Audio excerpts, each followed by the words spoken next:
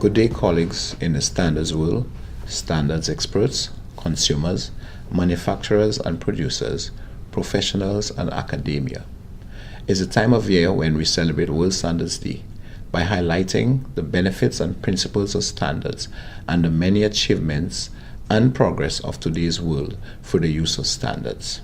This year, World Standards Day focuses on how standards contribute to making cities smarter. In determining how standards contribute to making cities smarter, let's first define what we think a smart city is. A smart city is one that increases the pace at which it improves its social, economic, and environmental sustainability by responding to climate change, population growth, high energy costs, as well as political and economic instability for the use of information and modern technologies to provide better services and quality of life without an unfair disadvantage of others or the degradation of the natural environment. In order for our Caribbean community to flourish, all the key actors need to work together, utilizing all of our resources to overcome the aforementioned challenges and grasp the opportunities that the community faces. The smartness of our cities,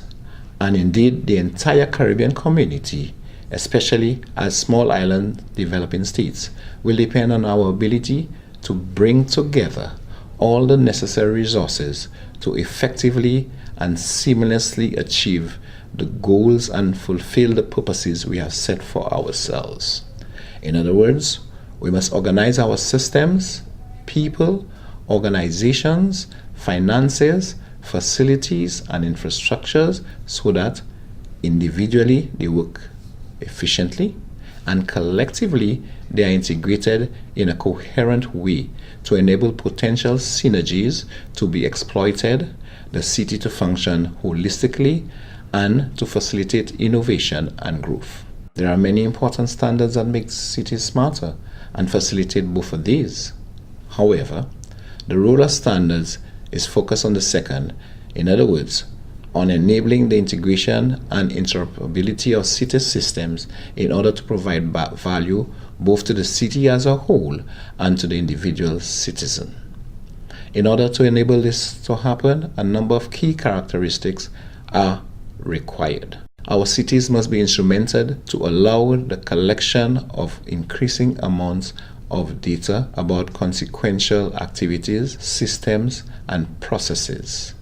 The data from different sources and systems should be readily available to be easily aggregated together to gain important insight into what is going on in the city. For example, CROSQ is developing minimum energy performance standards for room air conditioners, lighting equipment such as CFLs and LEDs, and refrigerators, and also the respective energy efficiency labeling standards as well. For that exercise, data analysis is critical to establish the levels at which to set your minimum energy performance standards, or better known as MEPS. However, there was no available market data which was readily accessible from any of our member states in terms of types of equipment, the brands, the source markets they came from, energy efficiency ratio, etc. The data must be easily accessed and visualized and presented in an appropriate format, making it useful and user-friendly, such as data from energy audits performed in various member states, which is required for establishing regional minimum energy performance standards for buildings. Detailed, measurable, real-time knowledge about the city will therefore be available to city managers and planners, and by regular citizens to inform decision-making, system policies, regulations, system designs, and infrastructure development to enable effective actions to be identified for the future requirements, such as the development of specific building codes for disaster mitigation. The smart city includes automation of systems to enable appropriate functions to be delivered reliably and effectively with minimal need of direct human intervention. For example, banking activities, cross-border trading, warning systems for major disasters such as tsunamis, earthquakes and hurricanes, etc. The city will have a network of collaborative spaces to enable dynamic communities that will spur innovation and growth and enhance citizen well-being. And finally, the continual interaction between the physical and digital worlds enables the decision-making processes to be much more open and inclusive, so that the citizens, policymakers, and businesses can work together effectively to manage the life of the city for the benefit of all. Speaking of benefits, what are the benefits of smart cities to us in the Caribbean community? In our Caribbean community context, it is believed that through standardization and applying the principles of the smart city approach, we can reduce our energy costs and our energy usage by more than 30% in some member states by simply promoting the use of energy efficient appliances and renewable energy sources, which we are doing with the Regional Energy Efficiency Renewable Energy Project. We can significantly reduce the effects of climate change on our physical infrastructure by just implementing adaptation measures and building codes. And we can significantly reduce the cost and increase the ease of doing business in our member states and within other member states by the implementation of the WTO Trade Facilitation Agreement.